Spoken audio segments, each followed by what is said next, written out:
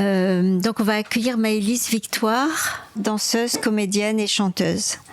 Lorsque l'étoile filante est affectée par des facteurs extérieurs, elle se frictionne, brûle et se consume en laissant derrière elle une trace lumineuse. Et si les facteurs extérieurs étaient la violence éducative provoquant la consommation de l'enfant? Et si la violence adultiste était aussi discrète et furtive qu'une étoile filante? Les enfants naissent avec des étoiles filantes dans la tête. Leurs rêves sont les gestes qu'ils tissent dans le jour, les grands éclats de rire et les petits sauts légers. L'espoir de courir sur les nuages et de s'envoler boire une gorgée de soleil.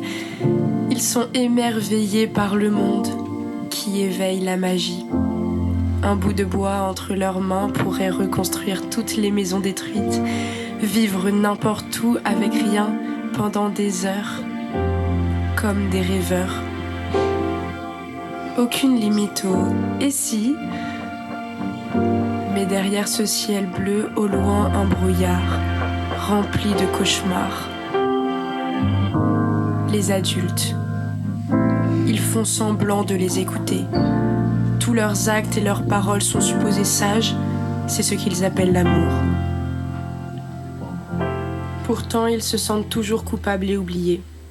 Ces marionnettistes les contrôlent à leur guise. Qu'ils soient silencieux, obéissants et polis, qu'ils disent, par peur que l'élève dépasse le maître. Et si en réalité il n'y avait que des élèves? Nous sommes tous des humains qui ressentons des émotions. Un enfant aussi sait ressentir une injustice. Exprimant un sentiment ou une volonté soudaine qui se voit réduite en un caprice. Des émotions minimisées, des humains marginalisés, constamment dévalorisés, certains menacés, souvent frappés. Est-ce que vous saviez que les violences physiques sur les enfants sont punies de minimum 5 ans de prison et 75 000 € d'amende? Même l'État ne semble pas au courant. Pourquoi cette violence adultiste est si tolérée? Vous, les adultes, si votre patronne vous mettait au coin, si dès que vous posiez une question, on vous répondait « Chut, sois sage », accepteriez-vous qu'on vous force à finir votre repas? Si on vous grondait à table au repas de famille, ne vous sentiriez-vous pas humilié si un proche baissait votre pantalon en public? Cette sensation de rabaissement si votre vieille collègue ne vous expliquait rien sous prétexte que « tu comprendras plus tard ». Quand on est, nos parents sont les premiers à nous aimer inconditionnellement. Notre cœur bat au rythme du bonheur. Grandir avec un cœur qui bat à contre-temps, c'est vivre des violences éducatives. Quel modèle de l'amour pour leur vie. Grandir avec un cœur qui bat à contre-temps, c'est être plus vulnérable aux maladies mentales et physiques. Grandir avec un cœur qui bat à contre-temps, c'est se sentir seul et ne faire confiance à personne. Grandir avec un cœur qui bat à contre-temps, c'est être plus favorable aux oppressions de notre société dissonante.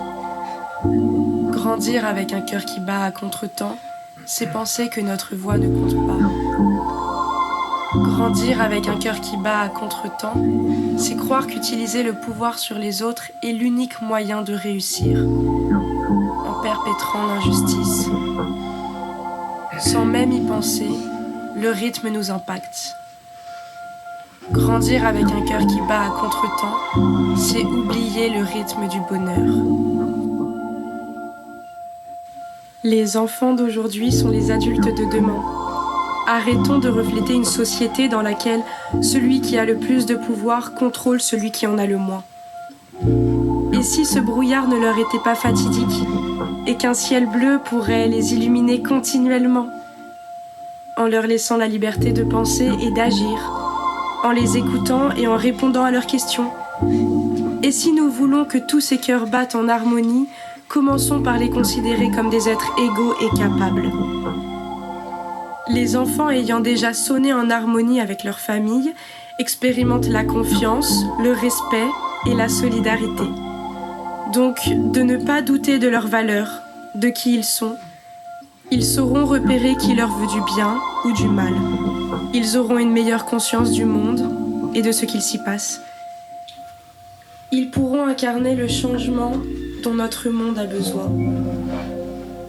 Les cœurs de nos enfants, ne les brisons pas. Ne les brisons pas. Ne les brisons pas.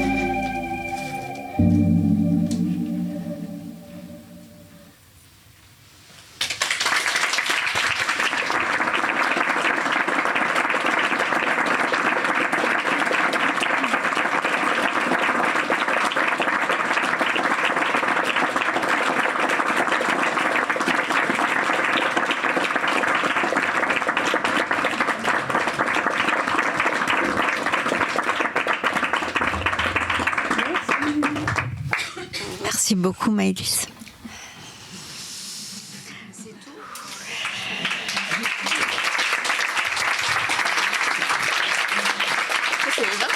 Hein? Ouais. Ouais, j'ai les larmes aux yeux. Hein.